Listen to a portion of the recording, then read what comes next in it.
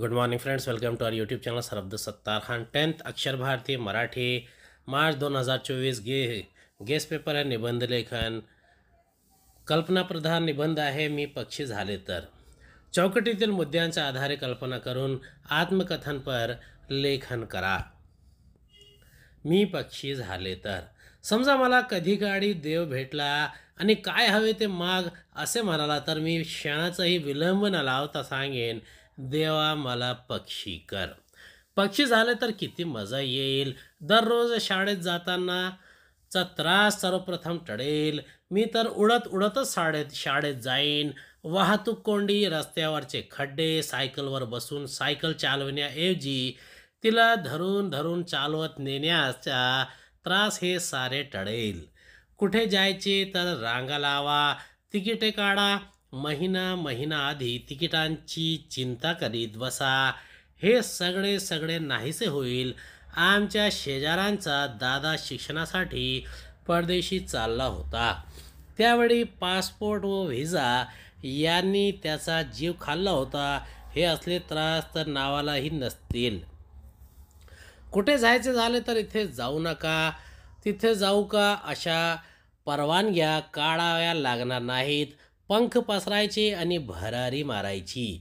हवी तिकडे हवी तशी. कधी फांदीवर बसायचे, कधी झाडाच्या शेंड्यावर बसायचे. निवांतपणे परिसर डोळ्यात साठवायचा. तर कधी उंच उंच थेट आभाळात जायचे. नेहमीच झाडावरच का बसायचे. ढगावर जाऊन बसेन, काय बहार येईल. नुसती कल्पना करून पहा.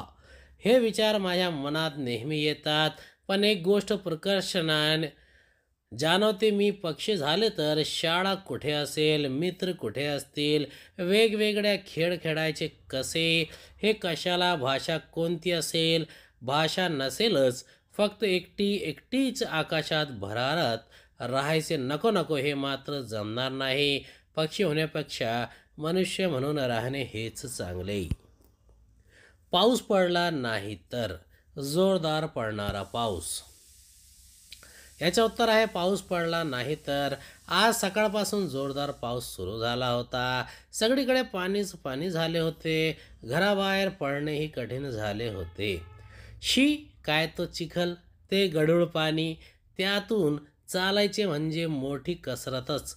अशा वेळी मला वाटू लागले, पाऊस पडलाच नाही तर काय बरं होईल.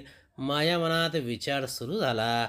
नद्यांना पूर येणार नाहीत, मालमत्तेचे नुकसान होणार नाही, रस्त्यावर चिखल होणार नाही, गटारे तुंबणार नाहीत, रोगराई फैलावणार नाही, बस गाड्या यांची वाहतूक ठप्प होणार नाही. पावसामुळे सगळ्यांना फक्त त्रासच भोगावा लागतो का? पाऊस पडला नाही तर खरेच चालेल?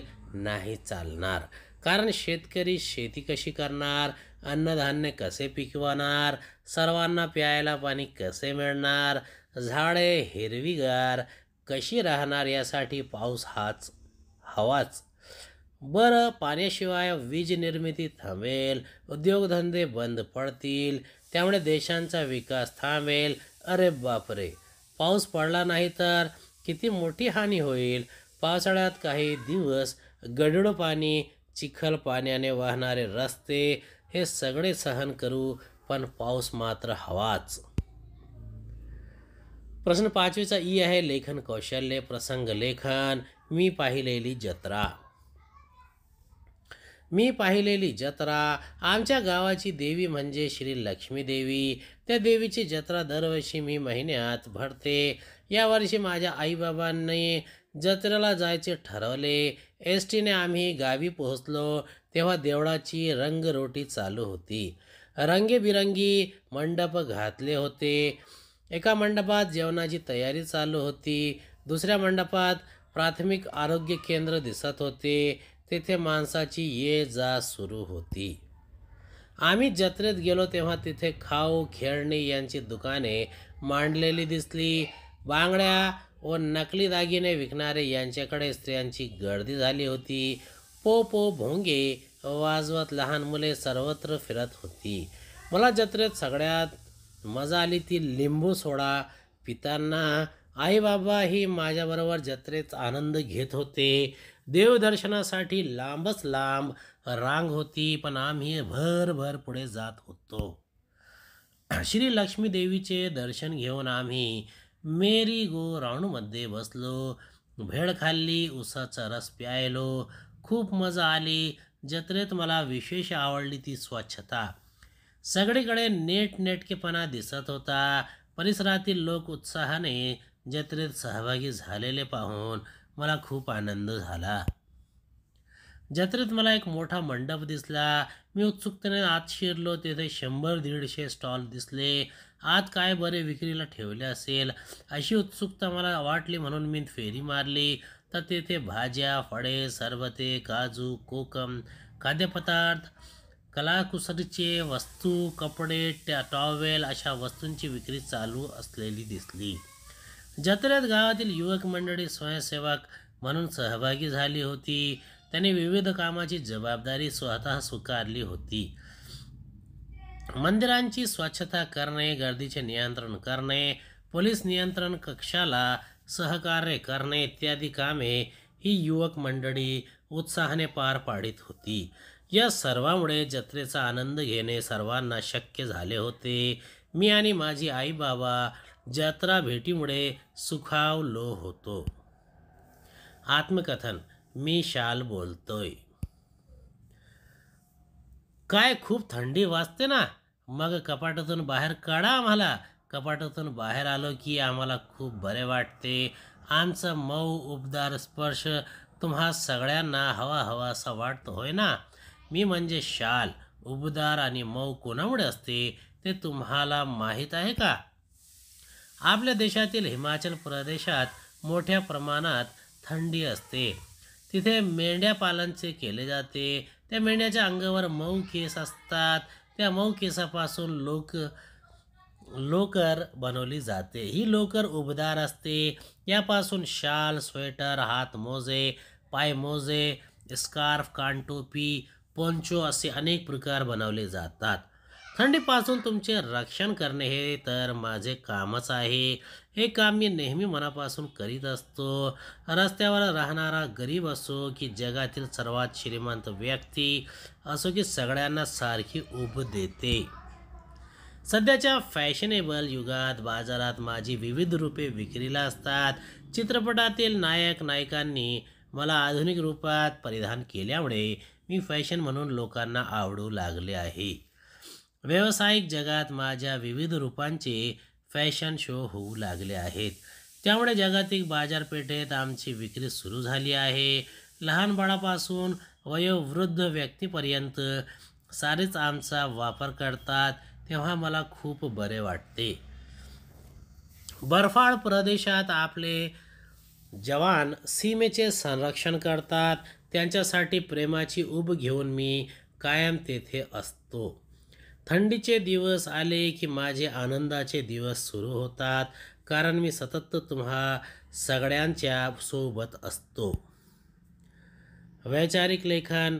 मुद्द्याच्या आधारे विषयावर आपले विचार लिहा. मोबाईल आणि आपण.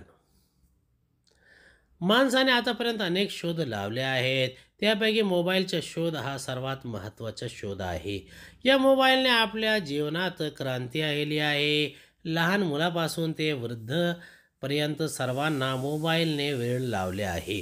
मोबाईलमुळे आपल्या अनेक गोष्टी सुलभ झाल्या आहेत. आपला वेळ वाचतो, श्रम वाचतात, कामाचा वेग वाढतो, कामातील अचूकताही वाढते, म्हणून काम करण्यातला आनंदसुद्धा वाढतो. मोबाईल खूप उपयोगी आहेत. मोबाईलवरून आपण एकमेकाशी बोलू शकतो, कुठूनही बोलू शकतो. इतकेच काय, व्हिडिओद्वारे सुद्धा बोलू शकतो. आता विचारविनिमय करण्यासाठी सर्वांना एके ठिकाणी जमण्याची गरज राहिलेली नाही. व्हॉट्सॲपद्वारे संदेशांची देवाणघेवाण करता येते. फोटो पाठवता येतात, व्हिडिओ पाठवता येतात, अखंड पुस्तकंसुद्धा पाठवता येते. अभ्यासात काही कठीण प्रश्न असतात, मित्राबरोबर त्यांची चर्चा करता येते. नेटवरून खूप माहिती मिळवता येते. अलीकडच्या कोरोना काळात तर संपूर्ण शाळाच आपल्या मोबाईलमध्ये अवतरले होते. शिक्षक विविध मीटिंगच्या माध्यमातून शिकवतात. विद्यार्थी घरबसल्या ते सर्व शिकतात. शिक्षक किंवा विद्यार्थी यांना घराबाहेर पडावेच लागत नाही. मोबाईलवरून आपण वस्तूंची आणि सेवांची खरेदी विक्री करू शकतो. बँकेची सर्व कामे करता येतात. सर्व प्रकारची तिकिटे काढता येतात. कोणालाही पैसे पाठवता येतात. शासकीय कार्यालयातील कामे घरबसल्या करता येतात. तसेच मोबाईलमध्ये असलेले calculator, dictionary, calendar, notepad, radio, YouTube आणि यांचा अनेक कामासाठी उपयोग केला होता. मोबाईलमधल्या कॅमेऱ्यामुळे तर क्रांती झाली आहे. पूर्वी कॅमेरा घेणे सर्वांना परवडत नसे. मोबाईलमधल्या कॅमेऱ्यामुळे आता गरीबातला गरीब माणूस स्वतःची आठवणी जपून ठेवू शकतो. मोबाईल गुन्हेगारांना पकडण्यासाठी मदतही करतो. मोबाईलमुळे तोटेही होतात हे खरे आहे. माणसे दिवसरात्र मोबाईल घेऊन बसतात, वेळ वाया घालवतात, मुले गेम खेळत बसतात. काही लोक मोबाईलच्या सहाय्याने अनेकांची बदनामी करतात, अफवा पसरवतात. अशी विघातक गोष्टी टाळायला हव्यात. मग मोबाईल हा माणसाचा सगळ्यात मोठा मित्र होईल. Thanks for watching.